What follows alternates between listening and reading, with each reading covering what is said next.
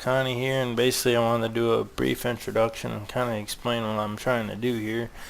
For the most part, I wanted to create a raid guide from a healer point of view, and specifically from a resto shaman point of view, and just kind of show people, the way I go about healing these encounters, and maybe get some pointers or tips on ways that I might be able to do things differently, or hopefully maybe you guys can learn something from me. That'd be awesome. But yeah, that's basically it. So the first guy here is going to be the Beth'tilac regular mode encounter, and if you guys like it, thumbs up and subscribe. If not, thumbs down, and tell me in the comments below why you hate it or why you like it. Alright guys, enjoy. What is up, folks? This is the Learn to Heal raid guide for the Beth'tilac regular mode encounter. As you can see, we're doing 25 man. My healing assignment is the raid. My position is the bottom floor. When you first pull, Beth hops up onto her web and begins to cast Smoldering Devastation. This ability lasts for 8 seconds and does 400,000 raid damage. The raid group on the bottom floor is going to want to be somewhat grouped up for this ability, as to make AoE healing more effective.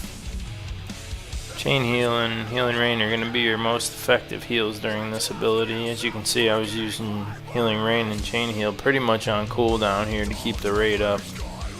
You'll also notice here in phase 1 that when you get the chance, if you're spec'd into Telluric Currents, which I highly recommend, the drones are a perfect target to be able to cast some lightning bolts on. As you can see, he stays up for quite a while while nobody else takes damage, and you have plenty of time to get some lightning bolts off there before the next Smoldering Devastation. Besides Smoldering Devastation, there really isn't anything else in phase 1 that does significant damage. You get the cinder web spinners and the drones and the spiderlings, but none of them really do significant damage that needs to be worried about.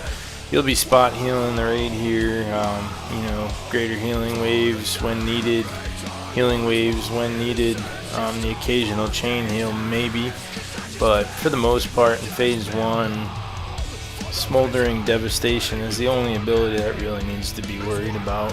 So as far as phase 1 go, that's pretty much it. I mean, we're back into this second Smoldering Devastation here.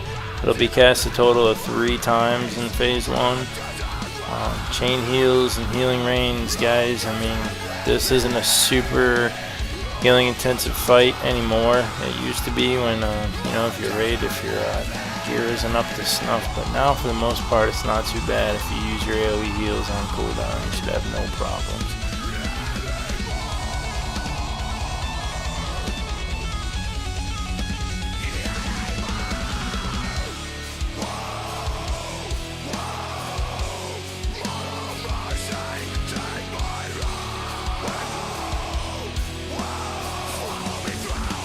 As we go into phase 2 here, you'll see that the people from up top come down to join us at the bottom.